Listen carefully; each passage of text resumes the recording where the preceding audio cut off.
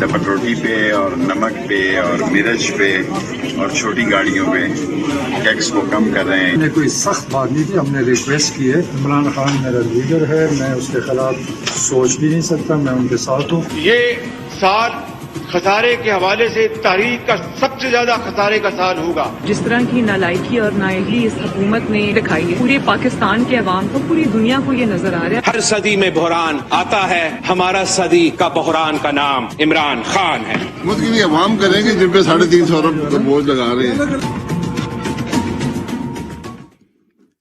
अस्सलाम वालेकुम नाज़रीन, आप रूबरू प्रोग्राम देख रहे हैं और मैं हूं आपका मेजबान शौकत पराचा। परवेज खटक साहब ने तो आज बिल्कुल वादे कह दिया कि वज़ीर आज़म साहब हम आपको वोट नहीं देंगे क्योंकि हमें लोग वोट नहीं देंगे अगर ये मसला इसी तरह चलता रहा। गैस की फराहमी का मसला था, गैस कनेक्शन का मसला था, एक बंदा मुंतखब होके आए तो हल्के वाले जोर उस पे देते हैं। लेकिन क्या ये सिर्फ गैस ही का मसला था? क्योंकि वज़ीर आज़म ने भी आगे से कह दिया, उन्होंने भी खरी खरी सुना दी, करारा जवाब दे दिया कि अगर आप मुझसे मुतमिन नहीं हैं तो हम हुकूमत किसी और को मैं दे दूं। अब यानी बातें अंदर से बाहर आ रही हैं। परवेज खटक साहब के भांजे पहले नून लीग में चले गए, उनके भतीजे ने पीपल्स पार्टी से टिकट लिया। अब परवेज खटक साहब क्या चाहते हैं? क्या वो भी छोड़ना चाहते हैं? लेकिन बाद में बाहर आकर उन्होंने कहा कि इमरान खान मेरे लीडर हैं, मैं तो ऐसा सोच भी नहीं सकता। साथ साथ हम ये भी बात करेंगे कि कौमी असम्बली का इजलास अभी भी जारी है और जो बिल है उस पर शिकवार बहस भी हो रही है, तरामीम भी मुस्तरद हो रही हैं। लेकिन एहसन इकबाल साहब कहते हैं कि हुकूमत ने लाख कोशिशें की, तहादी भी साथ थे, तो 172 का फिगर हासिल नहीं कर सके, 168 की यानी 168 की गिनती आई थी। अब जो वजीर आजम साहब बात कर रहे हैं उसका इम्पैक्ट क्या है, वो किसको सुना रहे हैं, मैं जरा पॉलिटिकल सवालात आज सामने रखूंगा। हमारे जो मेहमान रूबरू हैं उनका तारफ करा देता हूं। हमें ज्वाइन किया इस्लामाबाद स्टूडियो में जनरल अब्दुल कादिर बलोच साहब ने, साबिक गवर्नर बलोचिस्तान और पीपल्स पार्टी के मरकजी रहनुमा। बहुत शुक्रिया, आपने वक्त दिया, आप तशरीफ ले आए। Very warm welcome to our studio. हमें ज्वाइन किया है सेनेटर राना मकबूल अहमद खान साहब ने, नून लीग के मरकजी रहनुमा हैं। बहुत शुक्रिया राना साहब, आपने वक्त दिया। और जनाब जमशेद इकबाल चीमा साहब PTI के रहनुमा हैं। बहुत शुक्रिया चीमा साहब, आपने वक्त दिया। जनरल साहब आप यहाँ तशरीफ रखते हैं, बड़े हैं आप। वज़ीर आज़म कह रहे हैं कि मुझे ब्लैकमेल मत करें, मैं ब्लैकमेल नहीं हूंगा, ये रोज रोज का मुझे वोट मांगना पड़ता है। कहते तो वो सच है, EVM का मसला हो तो उनको कहना पड़ता है, FATF का बिल हो तो उनको वोट मांगना पड़ता है, आज मनी बजट के लिए भी रूठों को मनाना पड़ता है। तो ये तो वज़ीर आज़म साहब को नागवार गुजरता है कि रोज रोज मनाना पड़ता है लोगों को। बिस्मिल्लाहिर्रहमानिर्रहीम। पराचा साहब, मेरे ख्याल में किसी किस्म की कोई शक की गुंजाइश अभी बाकी नहीं रही है और हुकूमतें इस तरीके से नहीं चलाई जाती हैं जहां पर वजीर आजम कचकोल लें और फिरते रहें मेंबरों को, किसी को इकट्ठा करने के लिए, किसी को इधर से कलेक्ट करना, किसी को इधर से, कहीं पर किसी को बुला के उससे मुलाकातें करें, कहीं पर इत्यादियों के ऊपर प्रेशर डालें और उनकी मिन्नतें करें और समाजतें करें और फिर बात यहां तक पहुंच जाए कि अपनी पार्टी की पार्लिमानी मीटिंग के अंदर उसको ये बातें सुननी पड़े कि जी आपने अनइलेक्टेड लोगों को अपने दाएं बाएं इकट्ठा किया हुआ है, हम इलेक्टेड लोग हैं, हमसे अवाम पूछती है कि जी आपने जो वादे किए थे, जो आपने हमारे मसाइल हल करने थे, उसके लिए जो लाएमल हमने आप हमारे सामने रख के हमारे वोट लिए थे, तो अवाम को तो हक पहुंचता है ये सवाल पूछें और उनके इलेक्टेड नुमाइंदों को भी हक पहुंचता है कि अपने वजीर आजम से ये सवाल करें कि हमारे मुश्किलात है। और बिल्कुल सही उन्होंने सवाल किया है।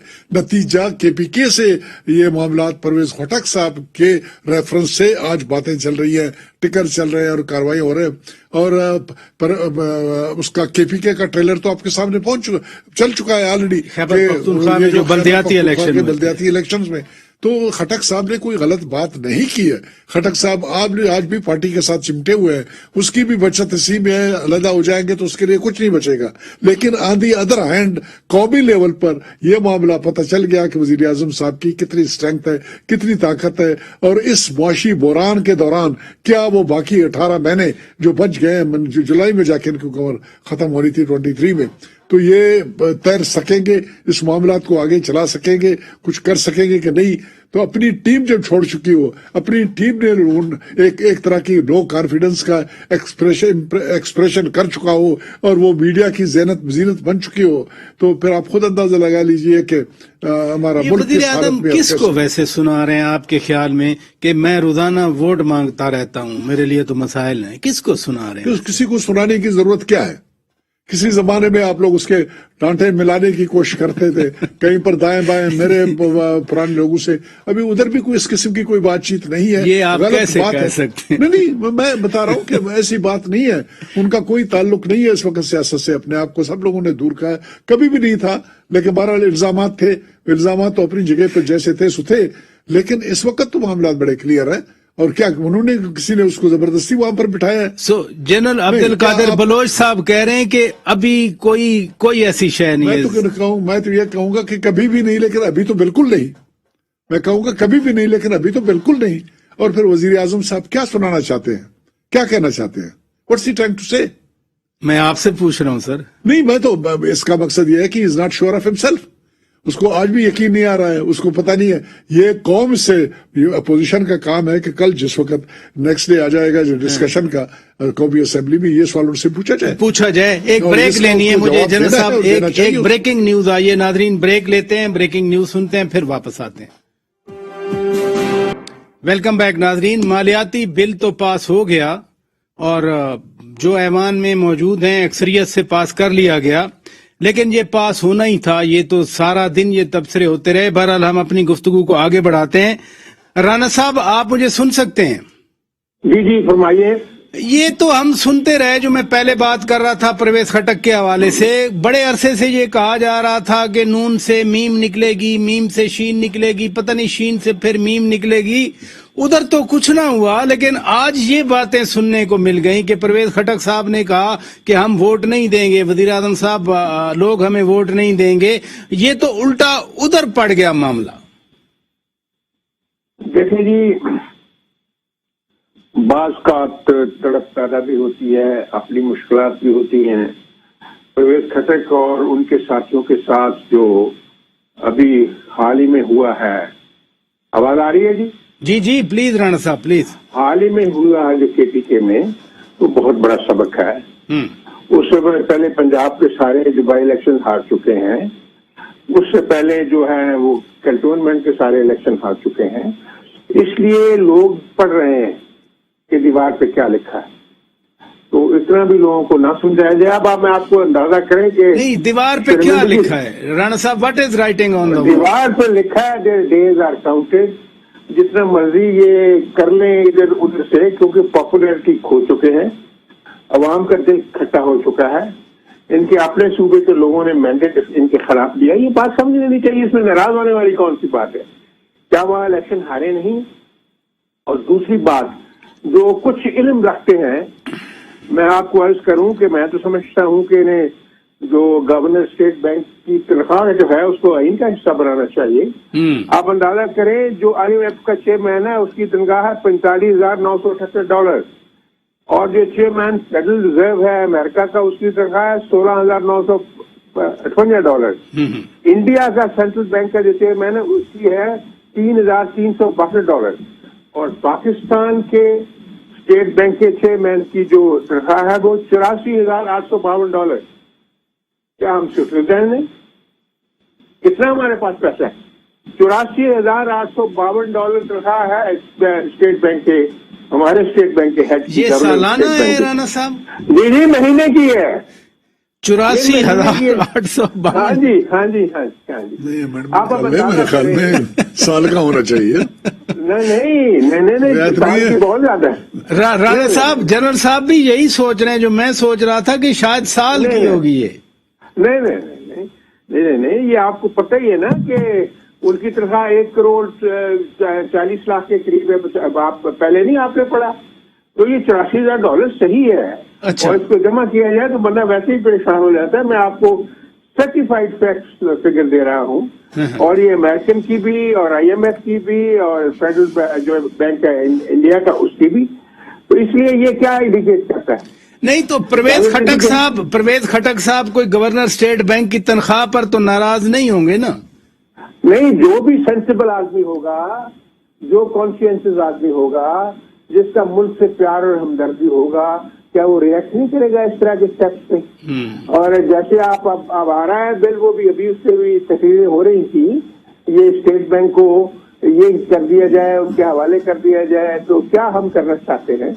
ये सारी का सारा क्यूमुलेटिव इफेक्ट जो है गुर्बत और अफलास और बीमारी के साथ साथ ऐसी पॉलिसीज का हो रहा है अवाम के ज़हनों पे। अच्छा चले, मैं स्टेट बैंक की तरफ आता हूं। मैं स्टेट बैंक वाली बात अभी मैं नहीं छेड़ना चाह रहा। मैं जरा परवेज खटक के हवाले से, जमशेद इकबाल चीमा साहब, ये आपकी पार्टी में आखिर ऐसी नौबत क्यों पेश आई है कि हमाद अजहर भी वफाकी वजीर हैं, परवेज खटक साहब ने उनको टोका झाड़ा और कहा नहीं मैं वजीर आजम से बात करूंगा।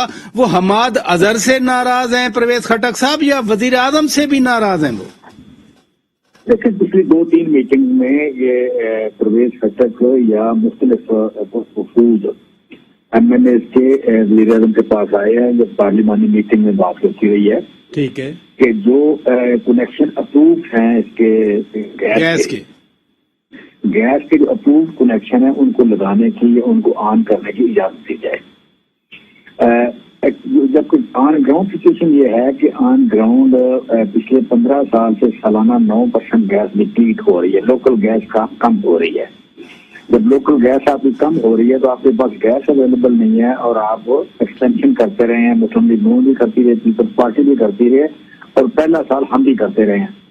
जब करते रहे हैं तो वो गैस कम हो गई, प्रेशर कम हो गया, तो अब जहाँ सुई सदरन या सुई नार्बन जो कारखाना या कोई स्पेशल को प्रायोरिटी बेस भी कोई यूनिट करना चाहती है, बाद में सर्दियों में आई तो प्रेशर का मसला है। कल परसों कोई 7 तारीख को फौजी फर्टिलाइजर का प्लांट हमारी प्रायोरिटी पे है, लेकिन फिर भी वो रात को बंद हो गया। तो ये एक बुहरान है कि पिछले 15 साल से 9% सालाना कम होना, वो बनते बनते आपका नेचुरल रिसोर्स डिप्लीट हो गया।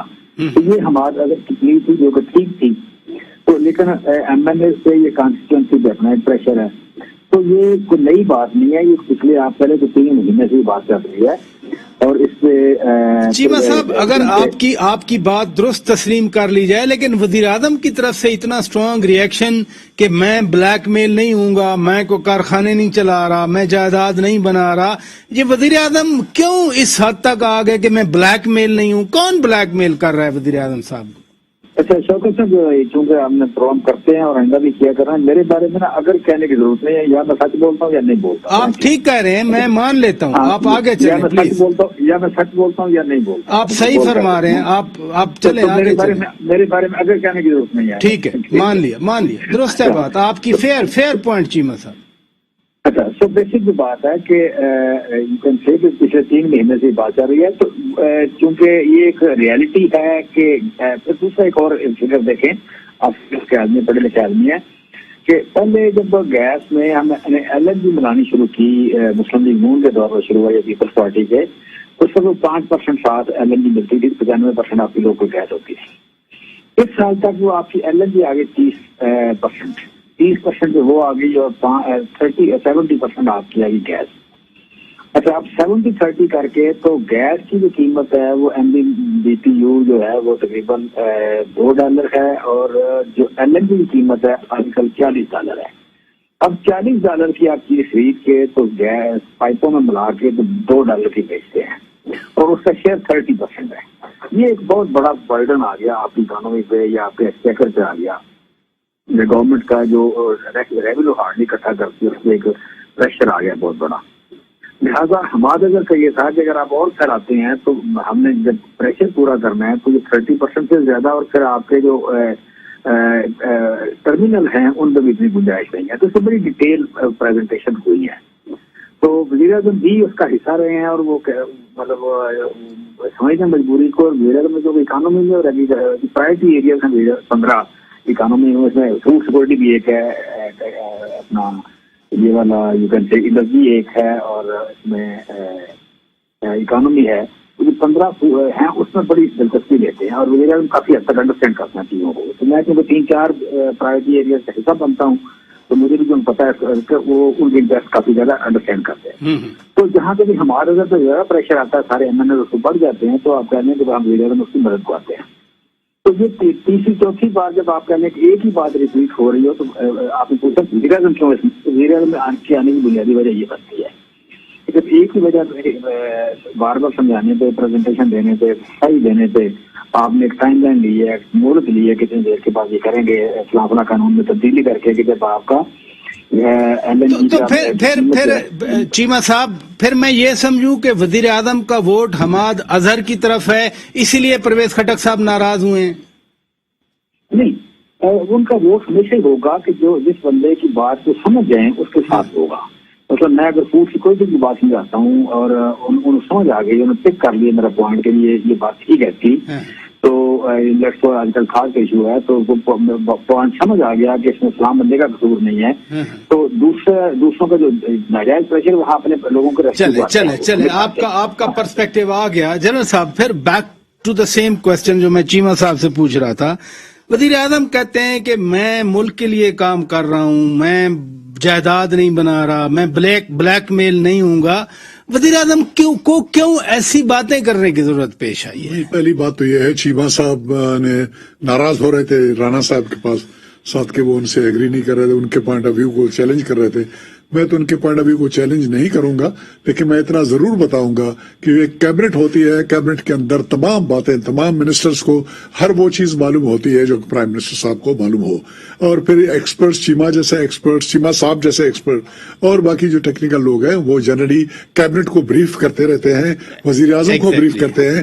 فیکٹس کا جو کچھ چیمہ صاحب بتا رہے ہیں, یہ تمام چیزیں کیبنٹ کے ہر ممبر کو معلوم ہونے چاہیے تھے, اور جب یہ تمام چیزیں ان کو معلوم تھے تب ان کو کوئی حق نہیں پہنچتا تھا کہ وہ احتجاج کرتے یا آپس میں لڑتے یا ایک دوسرے کے اوپر کرٹیسزم کرتے جہاں پر وزیر اعظم صاحب کو انٹروین کرنا پڑتا. تو اس کا مقصد ہے کہ it's an house in dish order.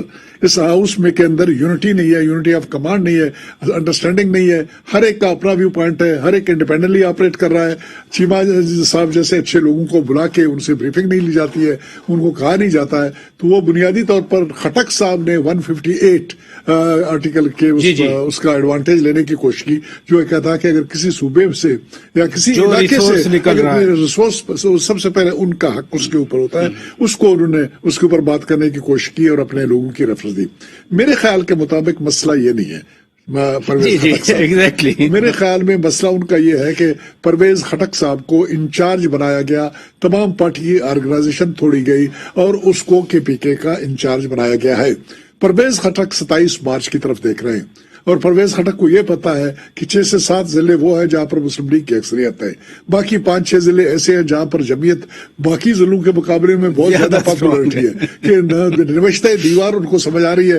میرے خیال میں وہ کوئی بہانہ ڈھونڈ رہے ہیں کہ کسی طریقے سے پرائم منسٹر صاحب ناراض ہوں اور ان کو فارغ کر دیں تاکہ یہ مصیبت ان کے گلے نہ پڑ جائے.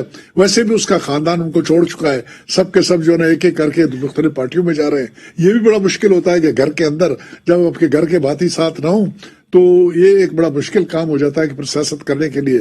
میرے خیال میں یہ چیزیں ابھی خان صاحب کے کنٹرول سے باہر نکل گئے, اور وہ کس طریقے سے وہ ٹربل شوٹنگ کریں گے, معاملات کو کیسے سلجھائیں گے, اس پر ڈیپینڈ کرتا ہے ان کی قابلیت کے اوپر. لیکن میرے خیال میں وہ بہت بڑے آدمی ہیں, میں اتنا امپارٹنٹ آدمی بھی نہیں ہوں, اتنا نالجیبل نہیں ہوں, لیکن مجھے کبھی بھی اس کی ٹیم میں کوئی تھنک ٹینک یا کوئی کچن کیبنٹ یا کوئی اسپیشل ایڈوائزرز کا آج تک میں نے نہیں سنا ہے کہ پرائم منسٹر پاکستان عمران خان صاحب کا کوئی ایسے بھی لوگ ہیں جو کہ اس کو ایڈوائز کریں, یہ تمام معاملات اس کے نالج میں لائیں جو چیمہ صاحب بتا رہے ہیں, یا بے شمار اور چیزیں. خٹک صاحب نے یہ بھی کہا کہ آپ کے ارد گرد تو غیر منتخب لوگ ہیں, آپ تھنک ٹینک کی بات کر رہے ہیں, لیکن یہ تھنک ٹینک ہے نا سر. 18 آدمی جو موسٹ امپورٹنٹ سبجیکٹ سے جو ڈیل کرتے ہیں, ملک کا اس وقت تمام کا تمام معاملہ اکانومی کے اوپر ہے, معیشت کے اوپر ہے. معیشت ٹوٹلی ان کے ہاتھ سے باہر ہے, باہر کے لوگوں کے ہاتھوں میں ہے.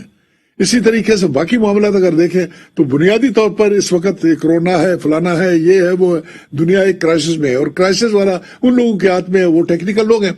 ابھی شوکت ترین صاحب کو کوئی پرواہ نہیں کہ اس نے لوگوں کے ووٹ تو نہیں لیے, وہ تو کہتا ہے کہ جو IMF کرتی ہے یہ کرو, انڈیکیٹرز کی بات کر رہے ہیں. اس وقت امپریشن PTI کی گورنمنٹ یہ دے رہی ہے کہ 5 سال تو لرننگ کے ہیں, इस दौरान में कुछ नहीं किया जा सकता है, कुछ इकोनॉमी में और कोई कुछ तब्दीली कहा नहीं भी ला ना सकती जाए। है। अगर उनसे उम्मीद रखते हैं कि वो कुछ करें तो 5 साल और 5 दें। साल और दे दें। तो देखिए- राणा साहब, जब वजीर आजम ये कहते हैं कि मेरे कोई कारखाने नहीं है, मैं बिजनेस नहीं कर रहा, मैं कोई जायदाद नहीं बना रहा, तो वजीर आजम बेशक जिस कॉन्टेक्स्ट में भी कह रहे हो, वो परवेज खटक को मुखातिब कर रहे हो या अपनी पार्टी को, वो कह तो ठीक रहे हैं, इसमें गलत कौन सी बात है? अब मैं तो इसके ऊपर कोई बात नहीं कर सकता। आप जैसे दाना लोग जो हैं पिछले दिनों से कह रहे हैं कि जो टैक्स स्टेटमेंट 2019 की आई है, 17 की क्या थी, 18 की क्या थी और 19 की क्या है, इसका मतलब है वज़ीर आज़म साहब की कोई इनकम काफी बड़ी है, वो कारोबार किया है या कोई और चीज की है, वो भी एक्सप्लेन कर दें, क्योंकि अवामन नाज से पूछते हैं कि ये जो आपने 1 करोड़ के करीब 98 लाख के करीब टैक्स दिया है, तो ये कौन सी इनकम है जिसमें इजाफा हुआ है, और आपने अच्छी बात है टैक्स देना, इजाफा हुआ है, एक सवाल तो है, क्योंकि वो प्राइम मिनिस्टर हैं, लोग भी पूछते हैं, लोग इंक्विजिटिव हैं कि क्या हुआ, एकदम इतना टैक्स जो दिया बड़ा अच्छा किया, लेकिन क्या कौन सी इनकम बड़ी है जिस पे इतना इनकम टैक्स दिया गया है। तो इसलिए ये कहना चाहिए जो भी हर एक कहता है, लेकिन प्राइम मिनिस्टर का लिटमस टेस्ट उनकी सर्विसेज का या उनकी कंट्रीब्यूशन का ये नहीं है। उनकी कंट्रीब्यूशन का लिटमस टेस्ट ये है कि लोगों को कितना फायदा पहुंचा, गुरबा जो है वो कितनी सहूलियत में आए, उनको क्या क्या फैसिलिटी मिली और क्या क्या चीजों की कीमतें कम हुई, उनकी रीच पहुंची। पब्लिक सेटिस्फेक्शन लिटमस टेस्ट है, पब्लिक सेटिस्फेक्शन। क्या पब्लिक सेटिस्फेक्शन है, कोई पैमाना है, कोई बेंचमार्क है? तो गरीब से गरीब पर, भूखे, नंगे, गुर्बत और वो खते गुर्बत से नीचे, अनएम्प्लॉयमेंट, ये सारी चीजें हैं। ये लिटमस टेस्ट होता है उनकी कंट्रीब्यूशन का। बाकी आप देख रहे हैं जो फॉरेन पॉलिसी बहुत बड़ा एक इंडिकेटर होता है किसी की भी प्राइम मिनिस्टर। राणा साहब, फॉरेन पॉलिसी भी हम अगले सेगमेंट में डिस्कस कर लेंगे। चीमा साहब, आप रेस्पॉन्ड करना चाहें, फिर मैं ब्रेक ले लेता हूं। देखिए, इसमें यू कैन से कि जो वजीर आजम का आप कहने के जवाब है या उन्होंने क्यों किया है ऐसा, तो मेरा वही है कि वो रेस्क्यू को आते हैं और मैं समझता हूँ कि परवेज खटक साहब को दूसरी, तीसरी, चौथी बार ये बात नहीं करनी चाहिए थी। सच्ची बात ये है कि अगर पहले 2 या 3 मीटिंग है तो केवल 3 महीने से ये बात चल रही है।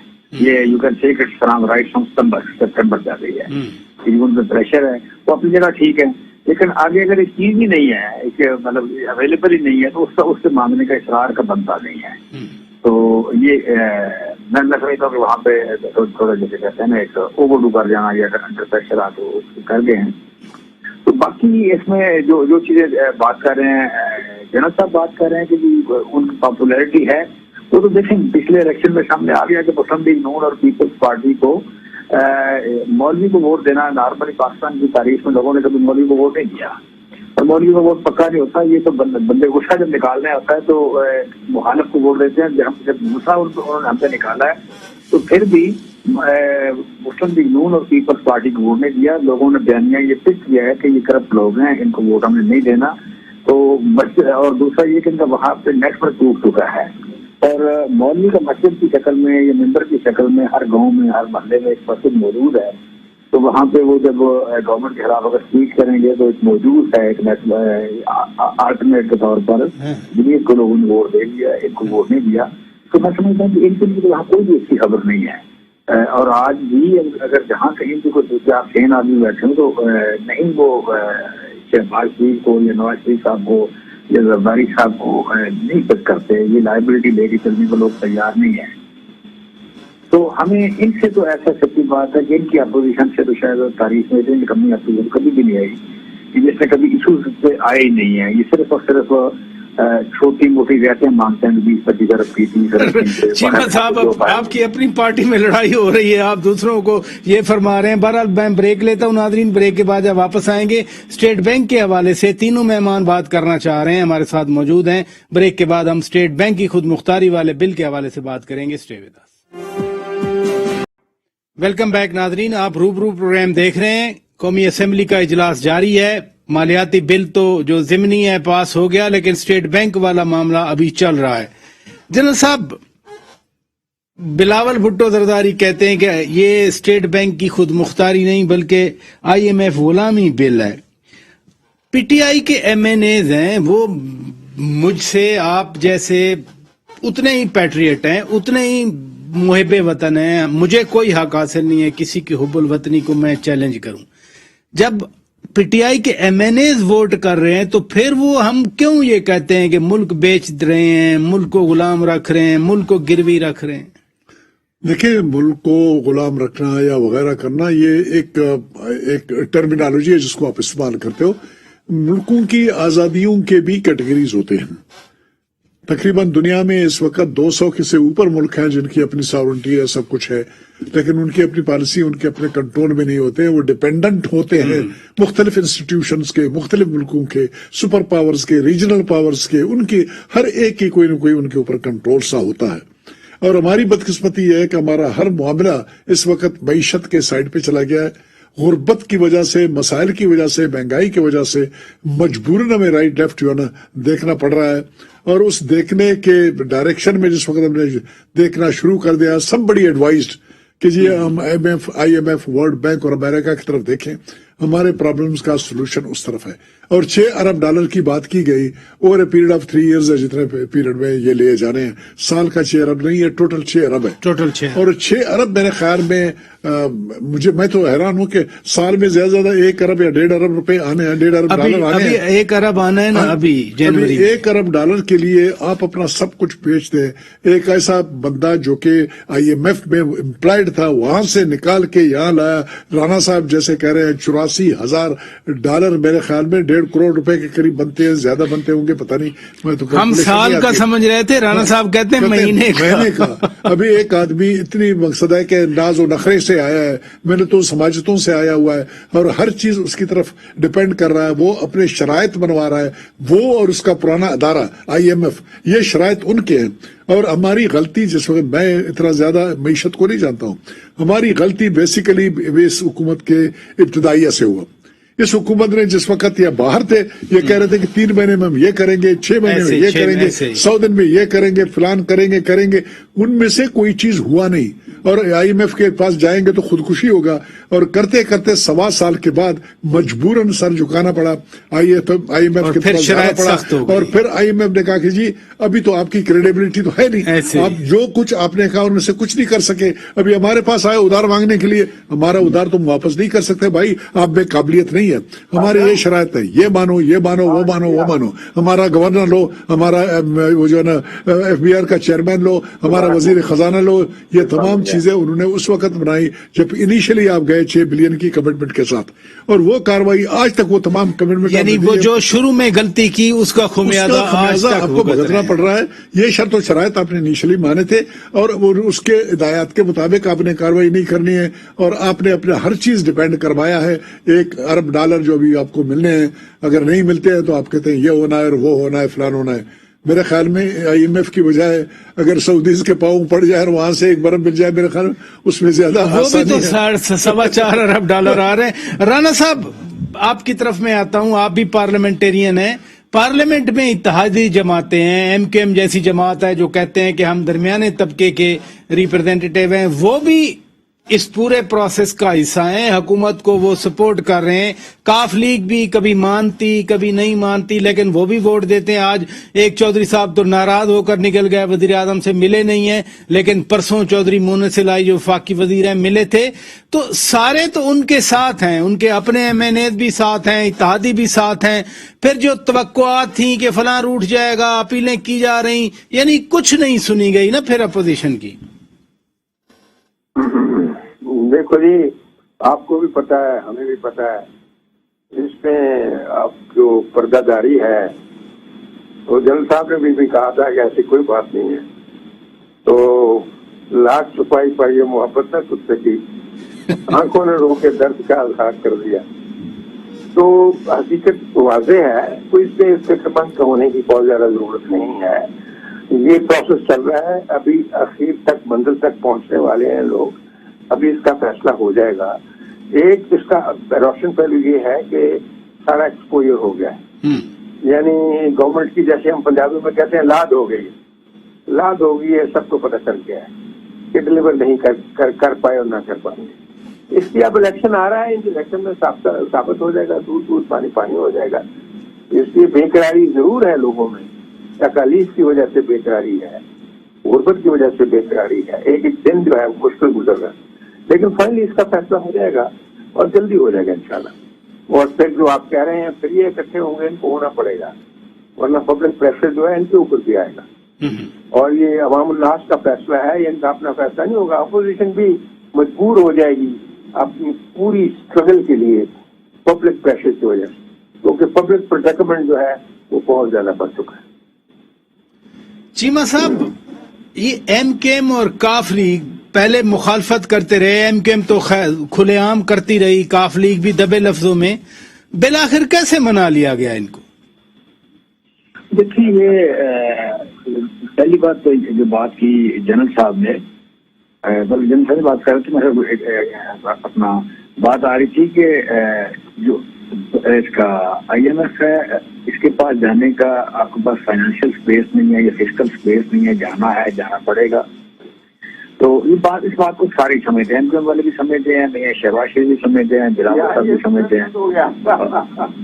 अच्छा एक मिनट, अच्छा एक मिनट। अच्छा, तो जब समझते हैं तो बाकी मीडिया की कंजप्शन के लिए अपने अपने हिसाब से बात करनी होती है। ये नहीं है कि ये उनको पता है कि इसके अलावा कोई ऑप्शन है, जैसे वन थिंग। दूसरी बात बेसिकली आप देखिए स्टेट बैंक की खुद मुख्तारी के हवाले। जी, स्टेट बैंक की जो खुद मुख्तारी है, ये यू कैन से कि ये किसी भी कौम की या किसी भी इकानमी की जरूरत है। ये बहुत पहले हो जानी चाहिए थी, नहीं हुई। और यहाँ पे आपने माजी करीब में देखा कि एक बंदा लाया गया जिसका नाम सईद अहमद था, जो सलाह याफ्ता था, जो मनी लॉन्ड्रिंग में इसहाक डार साहब की के लिए खिदमत देता रहा। उसे डिप्टी गवर्नर स्टेट बैंक लगा के, तो उसके ऊपर एक बंदी गवर्नर लगाया गया और उसके थ्रू नोट छापे गए, उसके थ्रू आप कह लें कि पैसे दे के $60 अरब दे के यहाँ पे डॉलर की कीमत नीचे रखी गई, उसके थ्रू मनी लॉन्ड्रिंग कराई गई।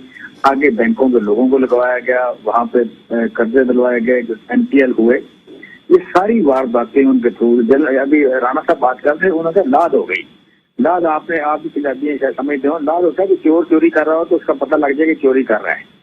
तो ये अपनी जुबान में बात कर रहे थे, लेकिन सर राणा साहब ये वहां पे होती है जहाँ पे चोरी चुकारी वाले आती हो, लोगों वारदाती टाइप हो। वो आपकी पार्टी में, हमारे यहाँ इस तरह नहीं होता। हमारे यहाँ तो कुछ छोटी मोटी आप टेलीविजन का आपके आप पुलिस की जुबान में इस्तेमाल करें, आप पुलिस वाली जुबान में इस्तेमाल, क्रिमिनल वाली जुबान में इस्तेमाल करें। लास्ट जो है वो क्रिमिनल की होती है। अच्छा, तो वो जहाँ चोरीकारी होती है वहीं पे होती है। अपनी बारे में बात कर रहे हैं, पुलिस वाला रवैया इस्तेमाल में करें। राणा साहब यहाँ पुलिस वाला रवैया इस्तेमाल की बात कर रहे हैं। अच्छा, तो मैं कह रहा था कि ये राणा साहब अभी पुलिस में नहीं है, अभी पार्लियामेंटेरियन है। हाँ, तो इसलिए मैं कह रहा हूँ वो रवैया इस्तेमाल में करें ना यहाँ। अच्छा, तो मैं कह रहा था कि ये जुबान जो है ना, जहाँ की चोरी चोरी हो रही हो, वारदात हो रही हो, तो उसका लाद हो जाना, ये वहाँ पे होती है, यहाँ पे नहीं होती। अच्छा, तो बात तो ये गवर्नर स्टेट बैंक जो है, इसकी आजादी जो है, इसकी जो इंडिपेंडेंस है, इसकी ये आपकी इकोनॉमी के लिए बेहतर है कि मॉनेटरी पॉलिसी उसने बनानी है, फिजिकल पॉलिसी आपकी फाइनेंस में बनानी है और मॉनेटरी पॉलिसी आपकी बनानी है you can say state bank ने। तो ये दोनों पॉलिसीज का कम्बिनेशन मिलकर गवर्नमेंट को चलाता है। अगर दोनों पॉलिसीज इकट्ठी कर दें तो आप यू कैन से एक भी बंदा बना रहा हो, या अगर गवर्नर स्टेट बैंक जो है ये फाइनेंस मिनिस्टर के नीचे हो, पर वही होता है जो इसहाक डार साहब यहाँ जान चढ़ाए या जहाँ सईद अहमद जैसे बंदे रखे और मनी लॉन्ड्रिंग में इन्वॉल्व हुए। तो ये काम पहले होना चाहिए था। ये तारीख हमें इस हवाले से याद रखेगी कि हमने जो बड़े अनपॉपुलर डिसीजन बनाए हुए थे, इन्होंने ये जिनके लिए बड़ा नेगेटिव प्रोपेगेंडा किया हुआ था, हमने वो फैसले किए देरी से। ये फैसला उनमें से आप सेटिस्फाइड हैं, आप चीमा साहब सेटिस्फाइड हैं? अच्छा फैसला है। जनरल साहब आपने बात सुनी, ले रहा हूँ, میں اس کا کریڈٹ لے رہے ہیں جی. یہ پی ٹی آئی کی حکومت میرے نام کے ساتھ لکھا جائے, میری پارٹی کے نام. جی ٹھیک ہے, پوائنٹ ٹیکن. چیمہ صاحب پوائنٹ ٹیکن. جنرل صاحب آپ کہتے ہیں غلامی کا بل ہے, غلامی کا قانون ہے, وہ کریڈٹ لے رہے ہیں. اور میں ایک اور بھی گزارش کر دوں, شوکت ترین صاحب کہہ رہے تھے, میں خود بھی وہاں موجود تھا, انہوں نے کہا کہ اگر اسٹیٹ بینک کے گورنر پاکستان کے خلاف جائیں گے تو میں ان کو ہٹا دوں گا, فائر کر دوں گا, میں دوبارہ قومی اسمبلی میں جا کے قانون ہی ختم کروا دوں گا. حکومت ڈٹرمنڈ ہے, آپ کہتے ہیں غلامی کی طرف جا رہے ہیں. نہیں دیکھیں نا, ہم یہ کہہ رہے ہیں کہ ان کی یعنی یہ اسٹیٹمنٹ وزیر خزانہ کا بذات خود اس بات کی طرف اشارہ کرتا ہے کہ ایسی کوئی بات ہے کہ وہ ممکن ہے گورنمنٹ کے مرضی کے خلاف کوئی کارروائی کرے اور اس کی ضرورت پڑ جائے کہ دوبارہ معاملے کو اسمبلی میں لے جایا جائے اور وہاں لے جانے کے بعد پھر اس کو فائر کیا جائے. یہ تو انہوں نے خود ایڈمٹ کیا, یہ بذات خود جو کچھ آپ نہیں, وہ کسی نے سوال کیا, کسی نے سوال کیا, یہ تو آپ کے کنٹرول سے نکل جائے گا. صحیح جواب دیا کہ ہمارے, آپ لوگ سمجھ رہے ہو کہ ہمارے کنٹرول میں نہیں ہے, وہ کنٹرول میں ہے, اگر ضرورت پڑے گی تو ہم یہ کریں گے, لیکن اس کی نوبت کیوں آ جائے. بات یہ ہے کہ کنٹینیوسلی اس کو گورنمنٹ کے سبارڈینیشن میں ہونا چاہیے. جب سبارڈینیشن کی بات ہے, چیمہ صاحب چلو یہ کہتے ہیں کہ وزیر خزانہ کے نہ ہو, تو پرائم منسٹر کے ڈائریکٹ نیچے ہمارے بے شمار کانسٹیٹیوشنل ادارے ہیں, ہمارا الیکشن کمیشن ہے, ہماری جو ہے نا بے اپنا نیب ہے, ہمارے بے شمار اور ادارے ہیں جو کہ کسی منسٹری کے نیچے نہیں ہے, لیکن وہ گورنمنٹ کے نیچے فنکشن کر رہے ہیں, پرائم منسٹر کے نیچے ہوتے ہیں, ان کی پالیسی وغیرہ آڈیٹر جنرل آف پاکستان ہے, آڈیٹر جنرل آف پاکستان ہے. تو اس کا مقصد یہ نہیں ہے کہ وہ حصہ نہیں ہے, لیکن وہ اتنے انڈیپینڈنٹ نہیں ہے کہ اپنے مرضی کے مطابق. یہاں پر ڈر یہ ہے کہ آئی ایم ایف ان کو ڈکٹیٹ کرے گا اور وہ کریں گے جو آئی ایم ایف کے مرضی کے مطابق ہو. آلریڈی آپ نے آئی ایم ایف کے مرضی کے مطابق $1 بلین لینے کے لیے عوام کے اوپر $3.5 بلین کا آپ نے بوجھ ڈال دیا. 342 بلین روپیز کا ہے نا, یہ $300 بلین کے قریب ہے, یا $2.25 بلین کے قریب ہے نا. یہ تو آپ $3.25 کر لیں, آپ جس طرح پر 2.5 کر دو, 2.5 کر دو, لیکن 1 مل رہا ہے اور 2.5 آپ اپنے پبلک کے اوپر بوجھ ڈال رہے ہو. یہ تو کسی نے پوچھا نہیں ان سے کہ بھئی آپ کو اس سے فائدہ کیا ہے, پبلک کے اوپر ہے. وہ کہتے ہیں ہم نے سبسڈیز وڈرا کی ہے اس لیے ان کے اوپر کوئی بوجھ نہیں پڑے گا. بھائی وہ ایک فیسیلیٹیشن تھی, وہ ہم نے وڈرا کر دیا تو بوجھ کیسے نہیں پڑے گی, چیزیں تو مہنگی ہوگی.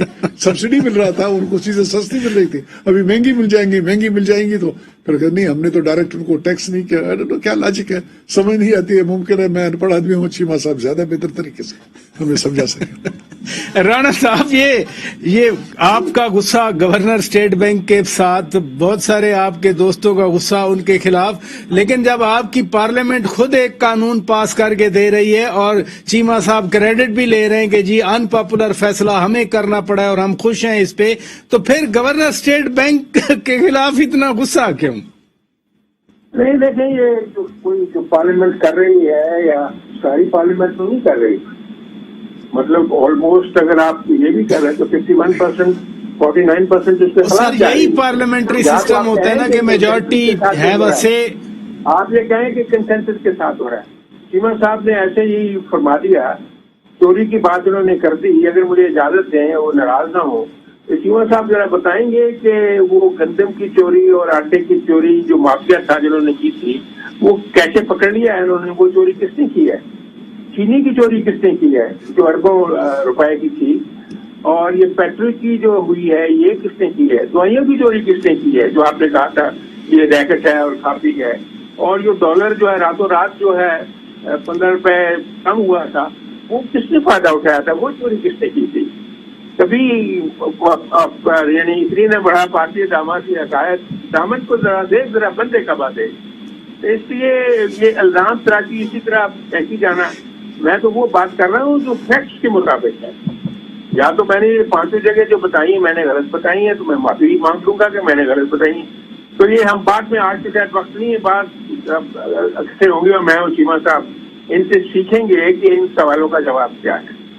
تو باقی جو آپ نے بات کی اسٹیٹ بینک کی, آپ کل آپ تنخواہ کو ذرا ویریفائی کر لیں. کیا ہم بامبرے ہو گئے ہیں؟ ہمارا دماغ کام نہیں کر رہا, ہمیں کیا ہو گیا ہے؟ ہم اتنا غریب ملک ہے, ہم اتنے 1.5 کروڑ روپیہ جو ہے تنخواہ دے رہے ہیں, اس کے علاوہ کلب ہیں, یوٹیلٹیز ساری فری ہیں, اور پتہ نہیں کیا کیا فیسلٹیز ہیں. آپ دیکھ کے خود حیران ہو جائیں گے.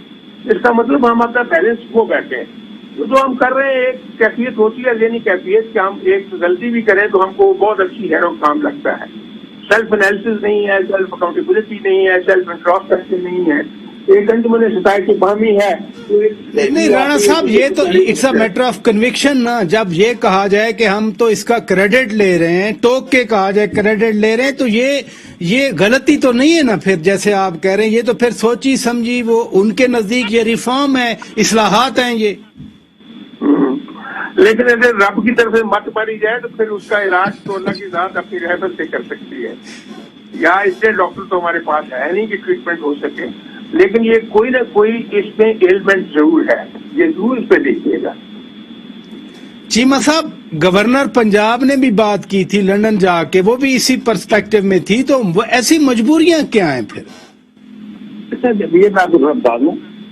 دیکھیں شوکت صاحب, سچی بات ہے, بندہ اس طرح بات کرتا اچھا نہیں لگتا. بڑے بڑے پڑھے لکھے لوگ ہیں, کوئی لا کا بہت پڑھا ہے, کوئی آپ کہہ لیں کہ آپ کہہ لیں سوشیالوجی بہت پڑھا ہوا ہے, کوئی سائنس بہت پڑھا ہوا ہے. اچھا, لیکن دارل اکنامکس ایک ڈفرنٹ سبجیکٹ ہے. دارل اکنامکس ایک ڈفرنٹ سبجیکٹ ہے. اس میں گورنر صاحب بھی قابل یہ نہیں پڑھے ہوئے, تو آپ تھوڑا سا نا ایک یہاں پہ سمپل میں دلیل کی یا سادہ سی بات کروں. میرے دونوں بھائی میرے بڑے پڑھے لکھے لوگ ہیں, الیکٹڈ لوگ ہیں. یہ آپ دیکھیں پاکستان کے قرضے کس طرح ہے. پاکستان کو 127 ارب کا ارب ڈالر کا قرضہ ہے. اس میں ورلڈ بینک اور ایشین ڈیولپمنٹ بینک ان دو کا تقریباً 52% قرضہ ہے. پھر بڑا قرضہ جیسا آپ کا پاس پیرس کلب کا ہے, پھر بڑا قرضہ آپ کے پاس چائنا کا ہے, پھر باقی ڈونرز کا. اس میں ٹوٹل قرضے میں آپ کا 5-6-7% قرضہ IMF کا ہے. ٹوٹل قرضے میں پاکستان کے قرضے کا 5-6% قرضہ آپ کا IMF کا ہے. IMF کے قرضے کی باتیں جو ہوتی ہیں, سارا دن ہم IMF کی کھڑے بھی بیٹھا بندہ IMF کی بات کر رہا ہے, بس میں ٹریکٹر چلاتا ہوا IMF کی بات کر رہا ہے, پولیس میں, پارلیمنٹ میں, ٹی وی چینل پہ ہم IMF کی بات کیوں کرتے ہیں؟ بیسیکلی IMF از اے ولن. IMF از اے ولن. ولن اس طرح کہ IMF کہتا ہے کہ جناب آپ اپنے خرچے کا مجھے حساب دو, آپ اپنے ایکسپینس کا مجھے آمدن کا حساب دو, آپ یہ بتاؤ پورے کیسے کرو گے, آپ مینج کیسے کرو گے, ڈسپلن کیسے کرو گے. وہ آپ سے کاغذ اور آپ کا روٹ مانگتا ہے, آپ کا پلان مانگتا ہے. پھر وہ کہتا ہے کہ اس طرح آپ اپنی انکم بڑھاؤ. اچھا, وہ جب کہتا ہے تو ملکوں میں یہ چیز انپاپولر ڈیسیژن کرنے پڑتے ہیں لوگوں کو. اب اس پہ ڈفرینٹ ہے کہ دے دو سارا کچھ, دے دو, یہ بھی دے دو, یہ بھی دے دو, یہ بھی دے دو. لہذا چیمہ صاحب پورا حساب کتاب دینا پڑے گا. اور شاید نور عالم خان آج اسی وجہ سے پوچھ رہے تھے کہ IMF پھر پوچھے گا کہ قومی سلامتی پر آپ کتنا خرچ کر رہے ہیں. بہرحال بہت شکریہ چیمہ صاحب, آپ نے وقت دیا. جنرل صاحب آپ تشریف لے آئے. رانا صاحب بہت شکریہ. ناظرین ہماری طرف سے اتنا کچھ. اپنے میزبان شوکت پراچا کو اجازت دیجیے. خدا حافظ.